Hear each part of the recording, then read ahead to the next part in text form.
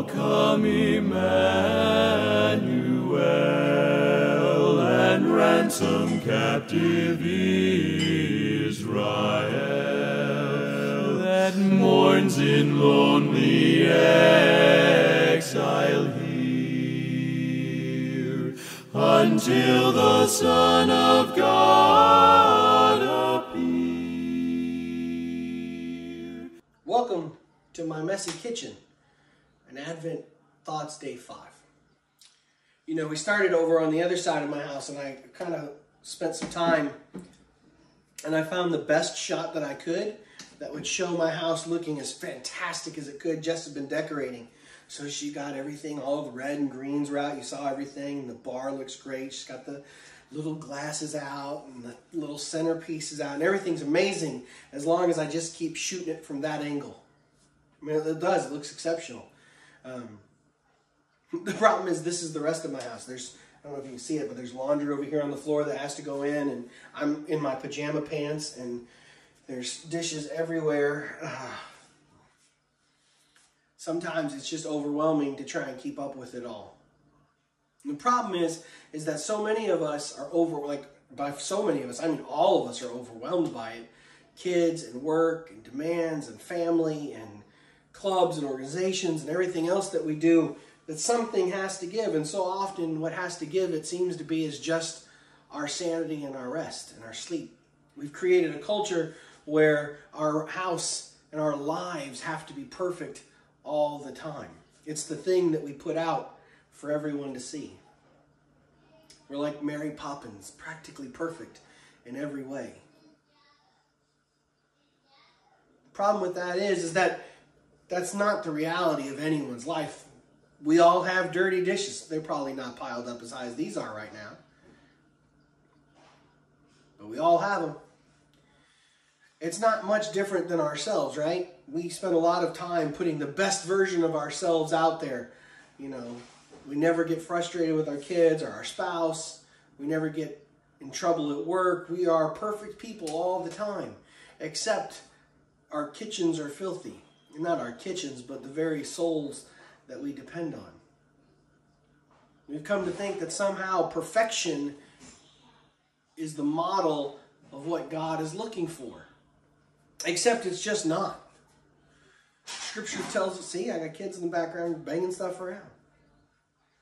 Scripture tells us over and over again, it's never the perfect people that God is looking for. It's not the perfect people that Jesus works with. It's Moses who stutters and has a temper. It's an old lady and an old man who found a nation, not the most fertile people you would expect.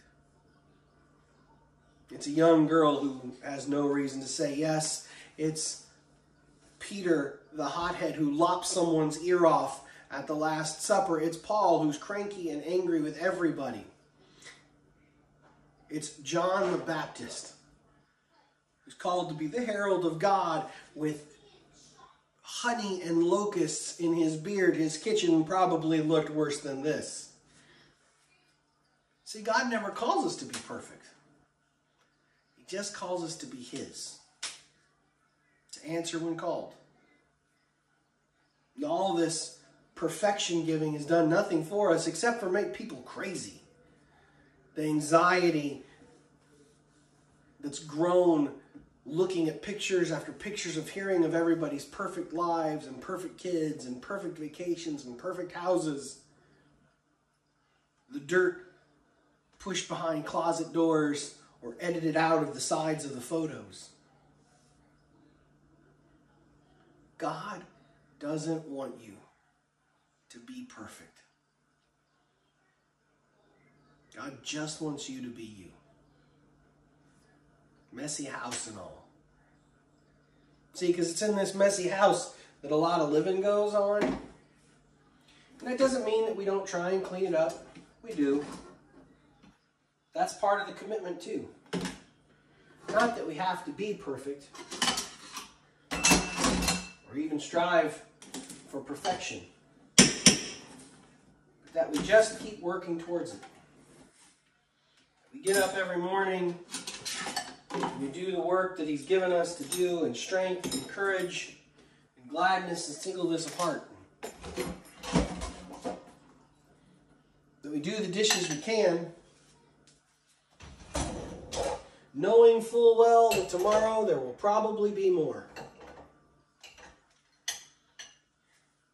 And sometimes